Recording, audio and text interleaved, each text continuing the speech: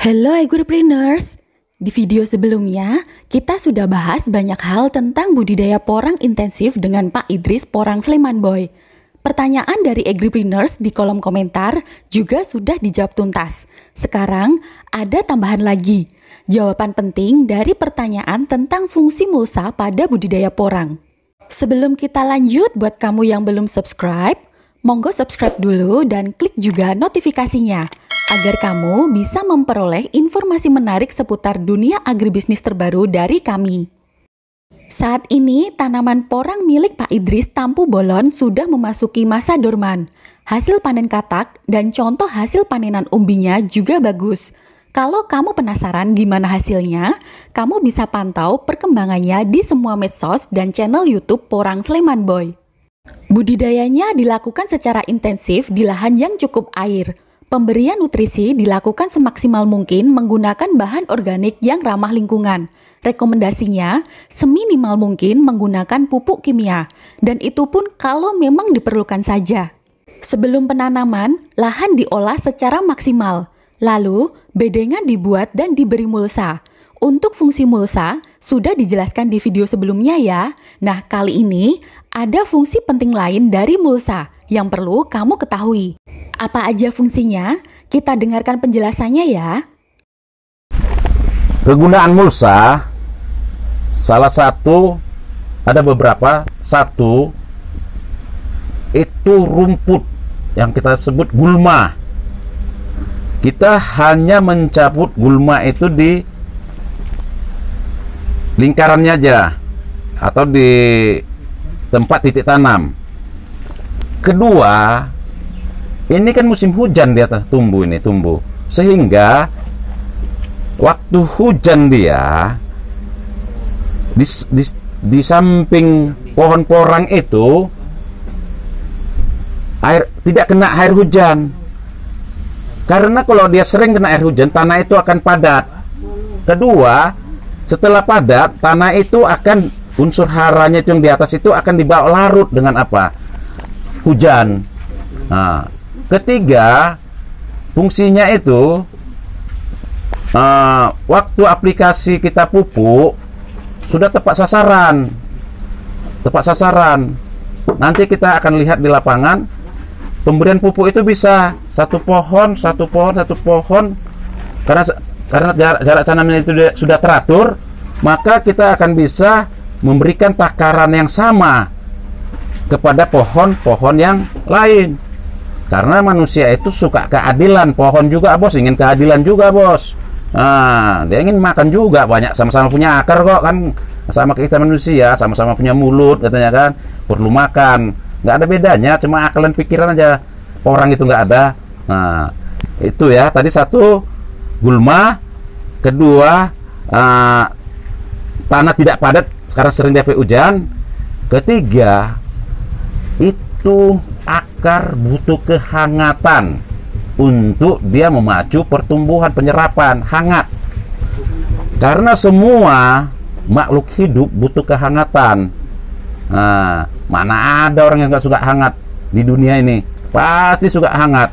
Nah, kalau pasti tuh, kalau daerah Eropa itu dingin, menghangatkan tubuh, dia pakai apa? Pakai minuman alkohol. Tapi kalau kita di sini, porang itu butuh hangat, nggak bisa. Memang sebenarnya dikasih alkohol sih, dari apa itu? Dari fermentasi itu kan ada alkoholnya. Nah, tambah hangat.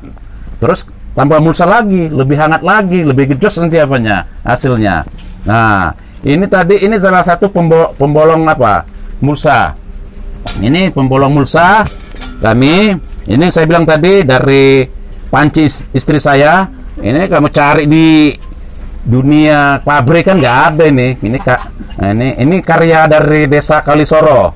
Oh, nah, karya Desa Kalisoro yang diapai, yang idenya dari Master Porang Modern Pak Suraji. Dia ide dia nih. Nah, ini juga ide dia nih, Nah, ini adalah pembolong pelubang. Setelah dilubang, kalau kita tanam umbi, ngambil tanahnya, jadi nggak korek-korek. Nah, kita semua pakai teknologi. Nah, tapi kalau untuk bagaimana caranya ini belum, karena hak patennya pada Master Porang Modern Suraji, ya. Itu nggak bisa, belum dipatenkan. Sabar aja, nanti kalau dia dipatenkan, nah, nanti kalau mau dia butuh-butuh kayak gini ya hubungi aja Pak Suraji. Nah. Kemudian setelah tadi hangat, kemudian waktu panen, keuntungan pakai emulsa. Waktu panen itu akan kelihatan titik yang akan kita panen, karena akan ada nanti perbedaan warna tanah antar setelah kita buka pulsa itu setelah panen, mau panen, maka yang berlubang itu biasanya warnanya lebih terang, cerah, pasti ada perbedaannya dan akan tumbuh rumput sedikit-sedikit. Sedangkan yang kena tutup mulsa tadi tidak ada rumput.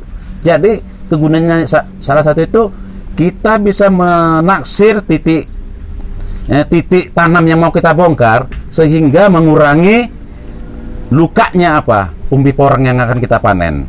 Nah, itulah beberapa keuntungannya. Mungkin ada beberapa lagi, ya itu dulu udah cukup lah.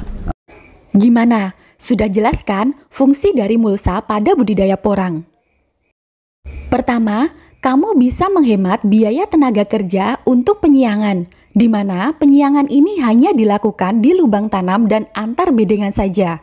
Kemudian, mulsa juga melindungi guludan dari air hujan, karena air hujan bisa menyebabkan pemadatan dan unsur hara terbawa oleh aliran air hujan. Di samping itu, pemberian pupuk juga lebih fokus ke lubang tanam porangnya. Menurut Pak Idris, pemberian mulsa ini juga menjaga suhu tanah, sehingga pertumbuhan tanaman lebih optimal. Kelebihan lainnya pada saat panen, petani lebih mudah memanen karena sudah ada penanda titik lubang tanaman. Petani bisa langsung melubangi tanah di lokasi titik tanam tersebut, sehingga resiko umbi terluka oleh cangkul jadi lebih kecil. Video ini menutup rangkaian video jawaban pertanyaan dari agripreneurs kepada Porang Sleman Boy.